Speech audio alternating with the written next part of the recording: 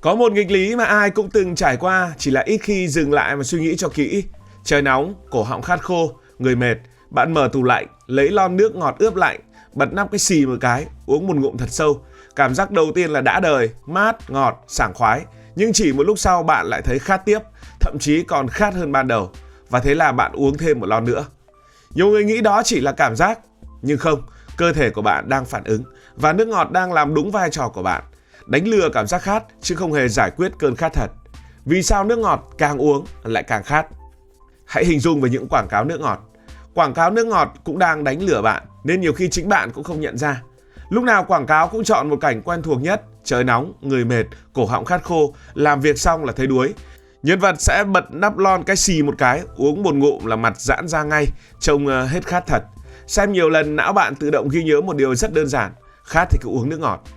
Nhưng quảng cáo chỉ là phần nổi và không bao giờ họ nói đến phần sau. Nó không nói rằng quảng cáo và cảm giác mát đó chỉ là do lạnh, do ga, do kích thích miệng và não. Vài phút sau là hết. Lúc đó cơ thể vẫn thiếu nước, thậm chí còn khát hơn. Tại sao lại như vậy nhỉ? Trước hết hãy xem thành phần của nước ngọt có gì ở trong đó. Thành phần nhiều nhất của nước ngọt chính là nước, thường chiếm từ 80 cho đến 90%. Đây không phải là nước bình thường mà là nước đã được lọc rất kỹ để ở bất kỳ quốc gia nào, hương vị khi uống cũng gần như giống nhau. Nước chỉ đóng vai trò làm nền, thứ quyết định cảm giác ngon nằm ở các thành phần đi kèm phía sau. Thứ quan trọng nhất của nước ngọt chính là đường hoặc chất tạo ngọt. Một lon nước ngọt 330ml thường chứa khoảng từ 30 cho đến 40 gram đường, tương đương từ 7 cho đến 10 thìa cà phê đường. Khi uống thì lượng đường này đi thẳng vào máu rất nhanh, tạo cảm giác sảng khoái gần như tức thời. Với những loại có ghi dán mác là Zero hoặc là Diet, đường được thay thế bằng chất tạo ngọt nhân tạo. Dù không có năng lượng, chúng vẫn đánh lừa não bạn rằng bạn vừa ăn đồ ngọt và từ đó làm tăng cảm giác thèm đồ ngọt về sau. Tiếp theo đó là khí CO2, thứ tạo ra cảm giác có ga. Ga chính là thứ được hòa tan trong nước. CO2 tạo ra môi trường hơi axit, kích thích mạnh lưỡi và cổ họng. Chính cảm giác tê tê này khiến bạn có xu hướng uống nhanh hơn, nhiều hơn và rất khó dừng lại ở giữa chừng. Để nước ngọt có vị chua dễ chịu và bảo quản được lâu, nhà sản xuất đã thêm axit, phổ biến nhất đó là axit phosphoric ở trong cola hoặc là axit citric ở trong nước ngọt vị cam và chanh. Axit giúp hương vị bật lên rõ ràng hơn, nhưng đổi lại nó làm mòn men răng nếu bạn uống thường xuyên, đặc biệt khi nhâm nhi cả ngày. Hương liệu và màu thực phẩm là thành phần giúp nước ngọt trông đã hơn, đẹp hơn. Và những cái thứ này thường không phải là thành phần tự nhiên. Ngoài ra còn có chất bảo quản. Chúng không làm bạn thấy ngon hơn nhưng giúp chai nước nằm yên ở trong kệ siêu thị nhiều tháng mà không bị hỏng. Nếu không có những chất này, nước ngọt khó mà trở thành sản phẩm tiêu dùng đại trà toàn cầu. Tổ chức Y tế Thế giới thì họ khuyến nghị người trưởng thành nên hạn chế dưới 50 gram đường mỗi ngày, tốt nhất là dưới 25 gram đường. Trong khi đó một lon nước ngọt đã gần chạm trần khuyến nghị này. Nước ngọt có ga chính là kẻ thù thầm lặng của răng, không chỉ vì đường mà vì axit thấp. Ngay ở trong nước ngọt không đường thì cũng có thể làm mềm men răng, khiến răng dễ bị tổn thương hơn nếu uống thường xuyên. Trên quy mô toàn cầu, nước ngọt là một trong những đồ uống được tiêu thụ nhiều nhất trên thế giới, với hàng trăm tỷ lít mỗi năm. Ở nhiều quốc gia nó rẻ hơn, thậm chí là rẻ hơn cả sữa, rẻ hơn cả nước ép trái cây thật và xuất hiện ở khắp nơi, từ quán ăn, tiệm tạp hóa cho đến máy bán hàng tự động. Trẻ em vì thế tiếp xúc với nước ngọt từ rất sớm. Thế thì rất nhiều người nhầm lẫn cảm giác giữa khô miệng và khát nước vì hai cảm giác này thường đi cùng nhau. Nhưng thực ra chúng là hai chuyện rất khác nhau. Khô miệng chỉ là cảm giác ở khoang miệng, giống như khi bạn nói nhiều, thở bằng miệng hoặc vừa ăn đồ mặn. Còn khát nước thực sự là chuyện xảy ra ở bên trong và khát nước ở cấp độ tế bào. Não bạn không hỏi miệng mày có khát hay không, mà não bạn sẽ hỏi tế bào còn đủ nước để hoạt động hay không. Khi tế bào thiếu nước, não lập tức phát ra tín hiệu khát, và để dập được tín hiệu đó, cơ thể cần nước loãng, tức là nước lọc hoặc nước có điện giải rất nhẹ. Thứ này sẽ đi thẳng vào máu, rồi từ máu thấm vào tế bào, giải quyết đúng cái gốc của vấn đề. Còn nước ngọt thì khác. Nó đúng là có nước, nhưng thường đi kèm là rất nhiều đường, thêm axit, ga và đủ loại phụ gia. Khi nước ngọt vào cơ thể, não không coi đó là việc có nước rồi, đem đi cứu tế bào đi.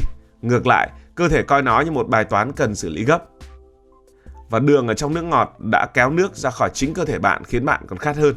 Đây chính là điều quan trọng nhất, vì nếu hiểu được chỗ này, bạn sẽ hiểu vì sao uống nước ngọt càng uống càng khát. Khi bạn uống nước ngọt, lượng đường ở trong máu sẽ tăng rất nhanh, bởi vì đường đã đi theo cùng với nước ngọt. Máu lúc này trở nên đậm đặc hơn bình thường. Cơ thể thì không thích chuyện đó, vì máu đặc quá thì mọi hoạt động đều gặp vấn đề. Thế là cơ thể bật một phản xạ tự động kéo nước từ trong tế bào ra máu để pha loãng lượng đường này. Ngay từ đây, bạn nên dừng lại một chút để hình dung cho rõ. Hãy tưởng tượng máu là một nồi nước đang quá mặn. Cách nhanh nhất để bớt mặn là gì? Đó là cho thêm nước. Nhưng nước đó lấy từ đâu? Và lấy từ chính những tế bào xung quanh. Vậy là xảy ra một chuyện rất ngược đời. Bạn uống nước vào nhưng nước đó chưa kịp đi vào tế bào thì nước trong tế bào đã bị rút ra thêm. Kết quả cuối cùng là máu được cân bằng tạm thời nhưng tế bào thì lại thiếu nước hơn trước khi uống. Mà khát thì lại là cảm giác xuất phát từ tế bào. Thế là não lại tiếp tục báo hãy khát nữa đi. Vòng lặp quen thuộc hình thành. Uống nước ngọt, cảm giác rất đã miệng nhưng lại khát rồi lại uống tiếp. Chưa dừng lại ở đó, khi lượng đường trong máu tăng cao từ nước ngọt thì thận cũng vào cuộc. Thận có nhiệm vụ giữ cho môi trường trong cơ thể ổn định. Khi thấy dư đường thì thận sẽ phải đào thải bớt ra ngoài qua nước tiểu. Muốn đẩy đường ra ngoài thì thận cần gì? Thận cần nước. Và nước đó lấy từ đâu? Không phải từ lon nước ngọt vừa uống xong đâu. Một lần nữa, nó lấy nước trong cơ thể của bạn. Dễ hình dung thì như thế này. Uống nước lọc thì thận gần như không phải làm việc, nước sẽ thẳng đi để nuôi tế bào. Còn uống nước ngọt thì thận phải làm việc tăng ca, lấy nước của bạn để xử lý đường. Vì vậy mới có một sự thật trớ trêu. Uống nước ngọt xong, bạn có thể đi tiểu nhiều hơn nhưng cơ thể lại khát hơn. Bởi vì nước đang được dùng để giải quyết hậu quả của đường, chứ không phải là để đi nuôi tế bào. Nhưng vì sao bạn vẫn cảm thấy rất đã miệng khi dùng nước ngọt? Bởi vì nước ngọt tạo cảm giác sảng khoái rất nhanh.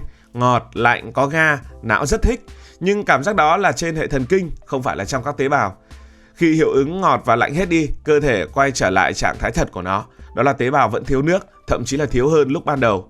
Đó là lý do vì sao bạn có thể uống liên tục vài lon nước ngọt và vẫn thấy khát, vẫn thấy rất mệt, vẫn thấy khô cổ.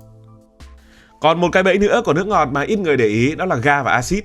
Khi uống, ga tạo cảm giác mát lạnh, kích thích mạnh và rất sướng.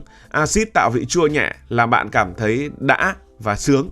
Nhưng sau vài phút, hai thứ này bắt đầu phản tác dụng. Axit làm giảm tiết nước bọt, ga kích thích niêm mạc miệng. Kết quả là miệng khô nhanh hơn bình thường. Lúc này thì não mới nhận hai tín hiệu cùng một lúc. Tế bào thiếu nước và miệng khô. Thế là cảm giác khát bị khuếch đại. Bạn tưởng mình cần thêm nước ngọt, nhưng thực ra thứ cơ thể cần lại chính là nước lọc. Nước lọc giải khát bằng cách giải quyết tận gốc rễ, bù nước cho tế bào. Còn nước ngọt thì giải khát bằng cách kích thích thần kinh, vị ngọt, vị chua, ga và lạnh. Cảm giác do thần kinh tạo ra thì đến rất nhanh, nhưng cũng biến mất rất nhanh. Khi hiệu ứng đó hết, cơ thể quay trở lại với trạng thái ban đầu, thậm chí là còn tệ hơn.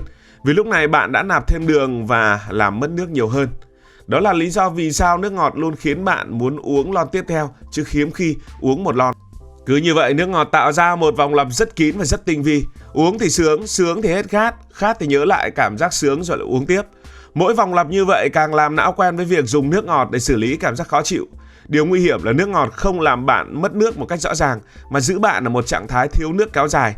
Bạn không quá khát để dừng lại suy nghĩ, nhưng luôn có cảm giác là chưa đủ, chưa đã, và não thì luôn tin rằng chỉ cần uống thêm một chút nữa là mọi thứ sẽ ổn. Cảm ơn vì đã quan tâm theo dõi câu chuyện này. Nếu cảm thấy thú vị, bạn có thể nhấn nút đăng ký kênh, bật chuông thông báo và chia sẻ. Còn bây giờ thì xin được nói lời chào, tạm biệt.